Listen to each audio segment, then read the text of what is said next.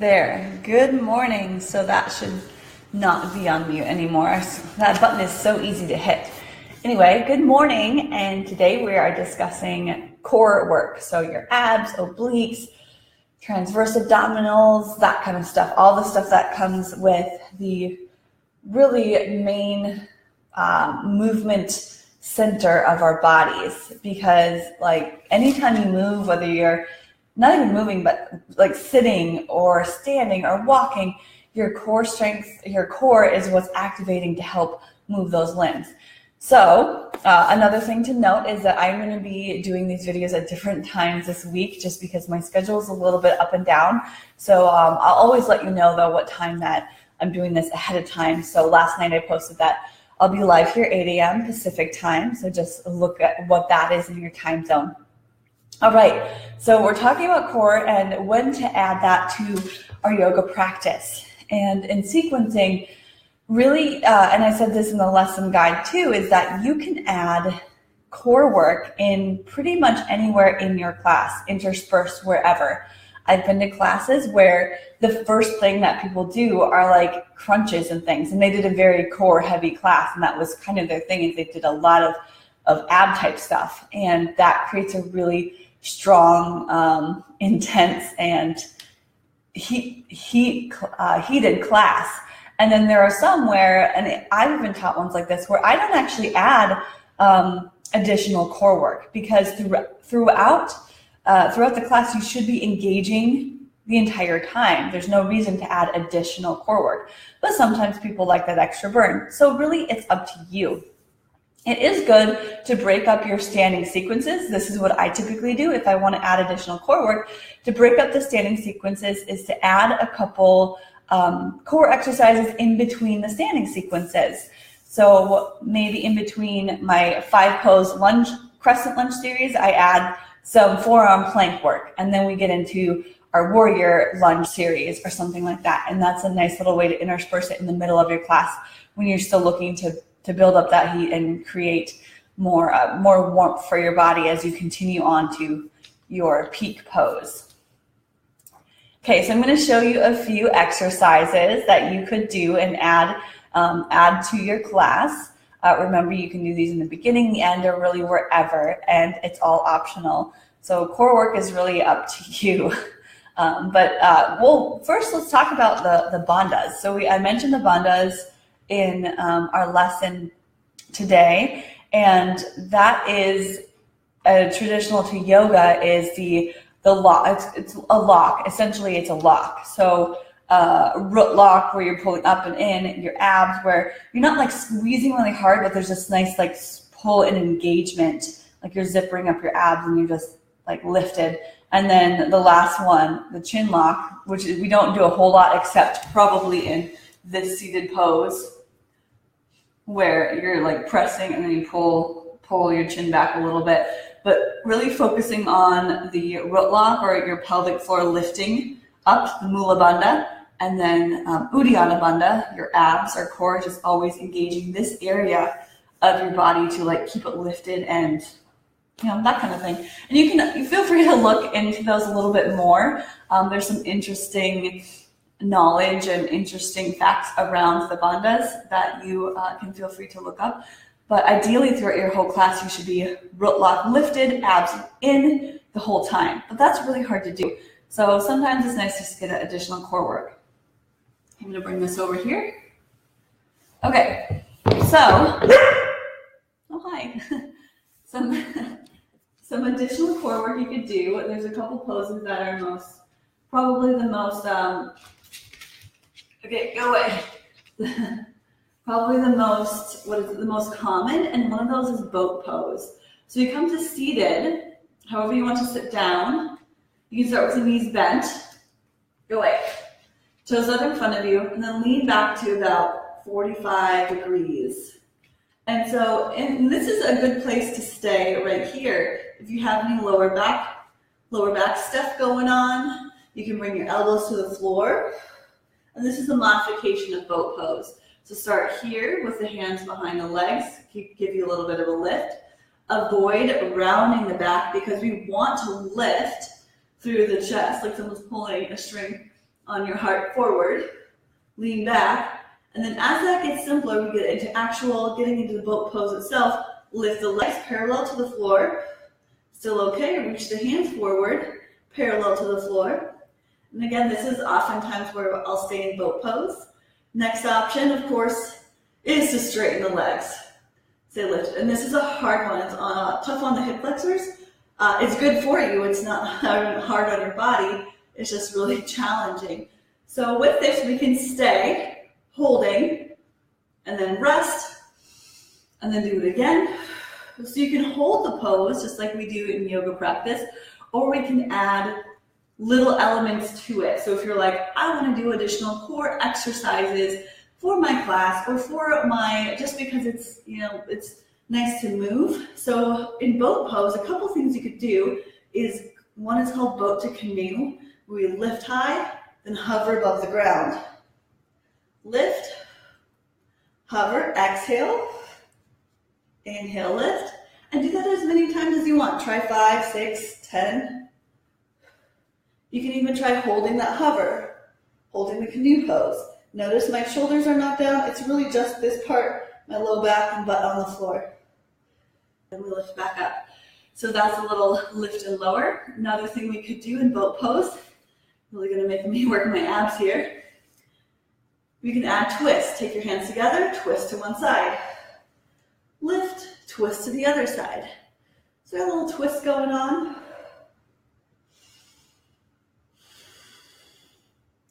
We've also got toe taps. So toes down, toes up, toes down, toes up.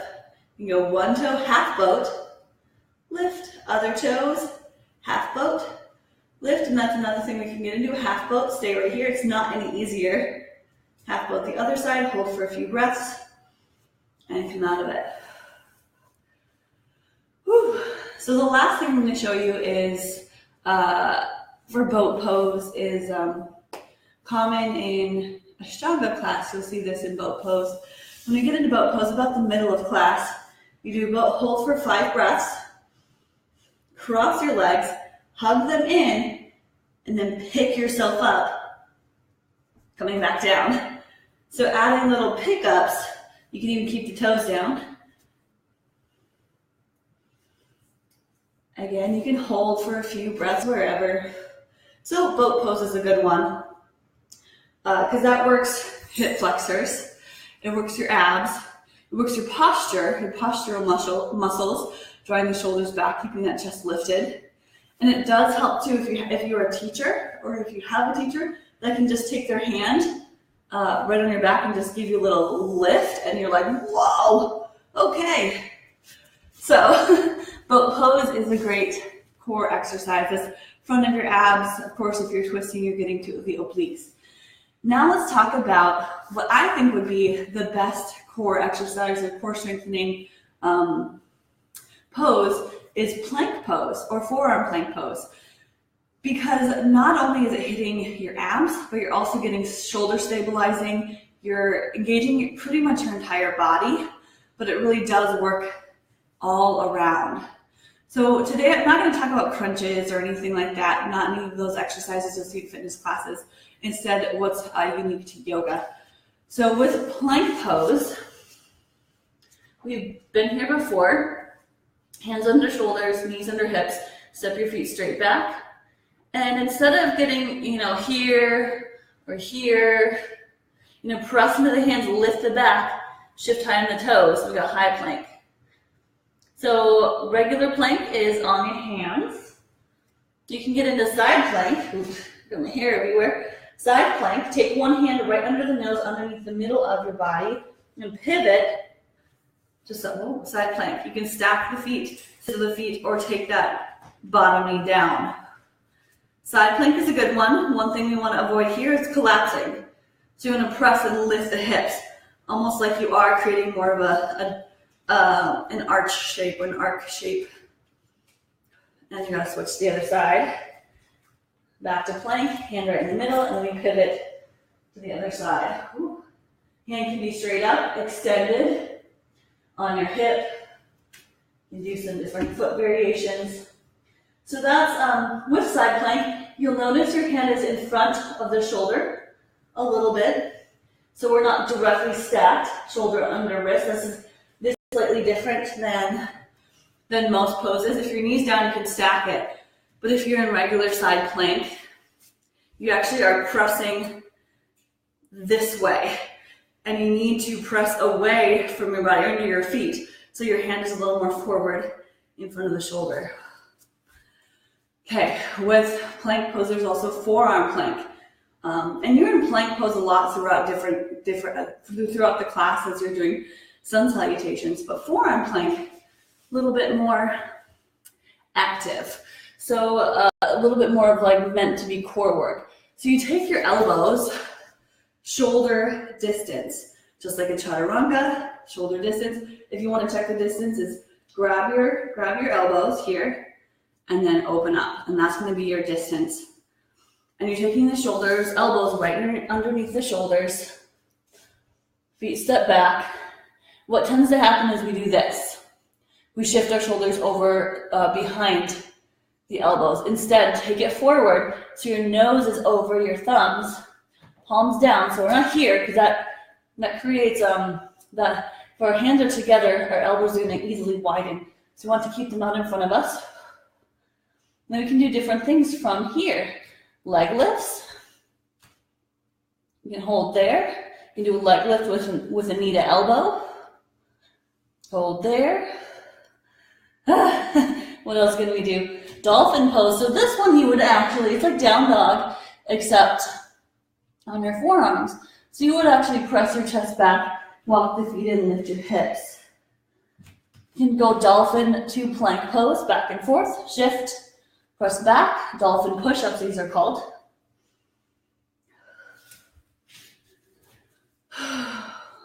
So that's some plank ideas for you, along with, I guess, forearm plank. If you were to rotate, you could go forearm side plank. For this one, your hip could be down. That's a great variation. Hand on hip.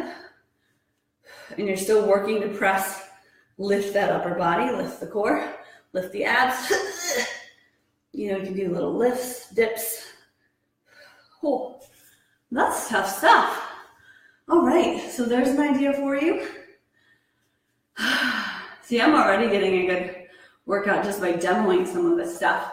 Okay, the next one we have is what I have heard called when I did my training. It's called tiger knees, but you can also tiger like rawr, tiger knees. You can call it whatever you want. Down dog, knee to nose, whatever. I will often do this before my first lunge.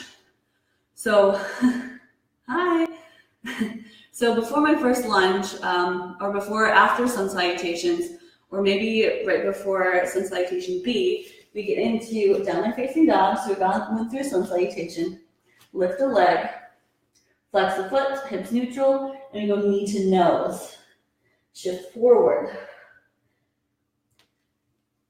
So take a notice here. Notice I'm not just drawing the knee forward like this. I'm actually using my whole body to shift forward, knee to nose, lifted as high as you can on, pressing into the fingertips, then take it back. Then maybe knee to left elbow. Take it back, inhale up, exhale, contract, pull the knee to opposite elbow. Inhale, lift, exhale, knee to nose. How about we hold this one? Maybe pulses. I don't know. And then stepping between the hands, we get into a lunge. All right. So with that other side, right leg up, knee to nose, tiger knees. Guess what? You can do this on your knee. Knee to nose, knee to elbow. Extend, knee to opposite elbow. Extend, knee to nose, and pulse. In our simple warm, that's a great thing to add to simple warm-ups, is the spinal extensions. Reach, pull in. It's also core work. Reach, pull in, kind of thing. So how about those obliques a little bit more? One of my favorite things to do to people, and they hate this, is if you're on your hands and knees, take one leg back, Opposite hand forward, like you're doing the knee to elbow, except you go out to the side. And you're like, whoa, obliques, the booty, everything working, or even just your leg.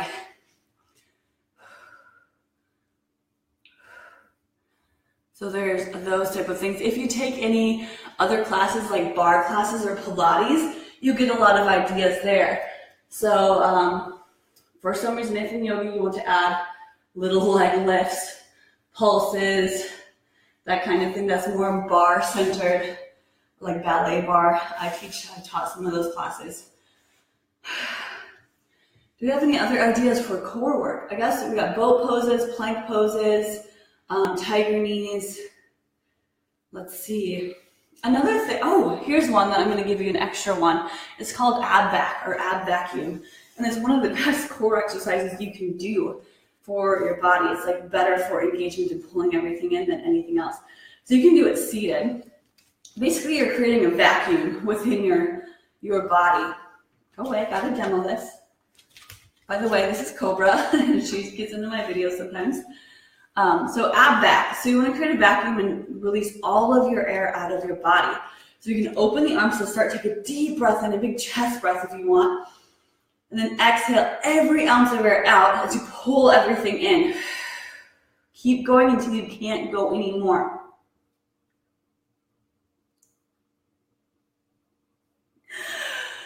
And a regular breath out, in and out. Now we can do that with a twist. Open up. Exhale, twist. Every ounce of air out.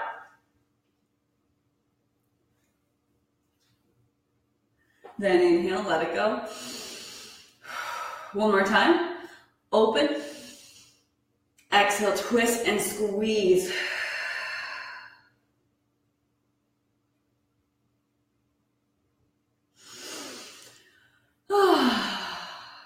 Okay, you can do that as many times as you want, but make sure you take a breath in between just to release, and you'll start to feel that really quickly. Okay. One more thing we're going through, because tomorrow we're going to be doing more back bends, but your core isn't just your front or your obliques, not just this area. We also have our back.